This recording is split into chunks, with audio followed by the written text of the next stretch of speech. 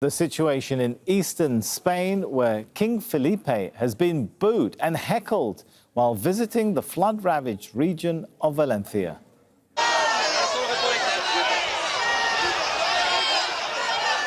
The monarch was visiting the worst affected towns. There have been protests against the government's response to the disaster, which has now killed at least 214 people. Tens of thousands of soldiers and police officers have been deployed in the rescue effort. We cannot give figures for number of missing people. We have to be absolutely rigorous.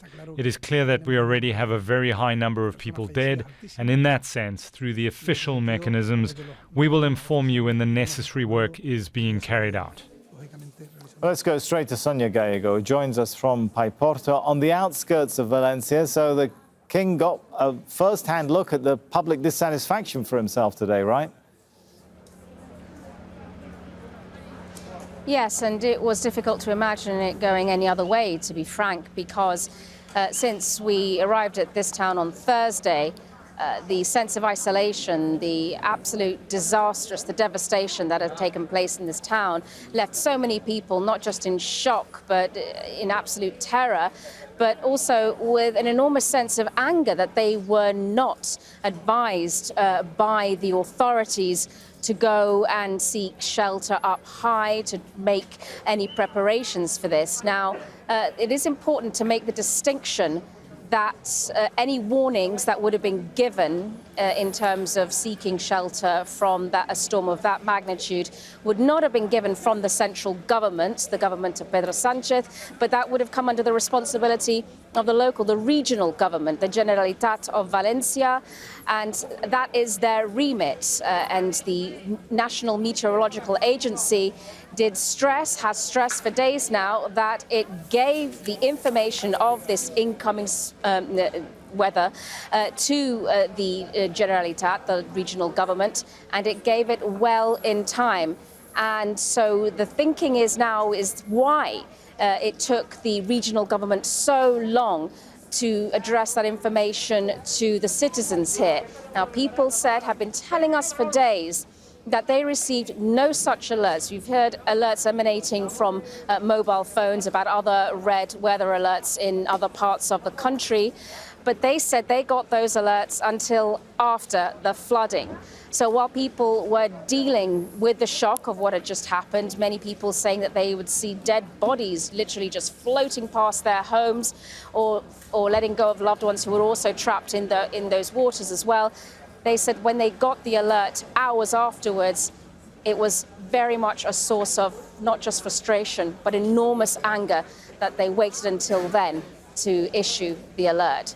So with the king present here in Paiporta, unfortunately, he seems to become some sort of lightning rod for people's anger here as they look towards some form of authority to try and explain the disastrous situation here. And Sonia, how is recovery effort looking at this point?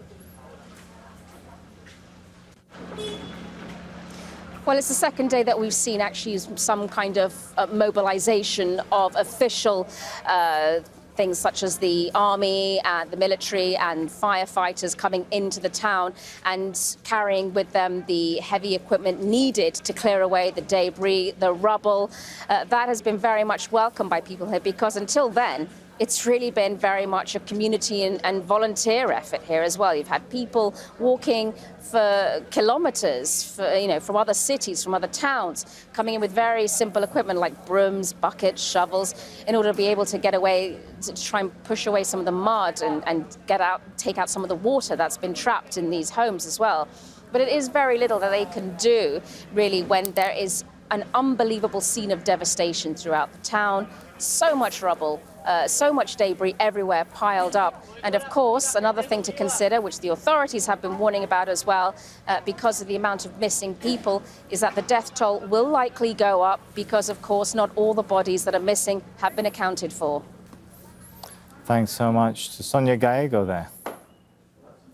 Well, Ruth Ferrero is a lecturer in political science and a senior researcher at the Complutense University of Madrid, joins us now from the Spanish capital. So why didn't authorities see this storm coming?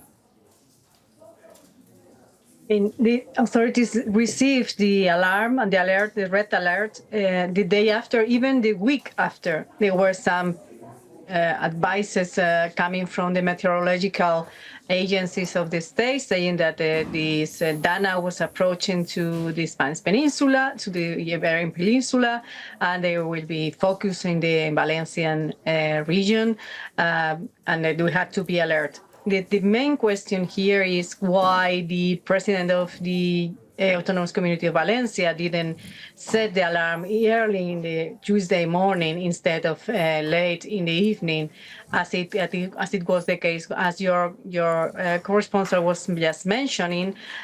Some people just received the alarm when all the devastation was on already. So that's a good question that I guess after few weeks of this disaster, the regional authorities will have to respond to this question, because now all are focused on to sort out and to give some help to the people who is still on a precarious situation down in the Valencian region. And this morning we wake up with a new orange and red alerts in other regions of Spain.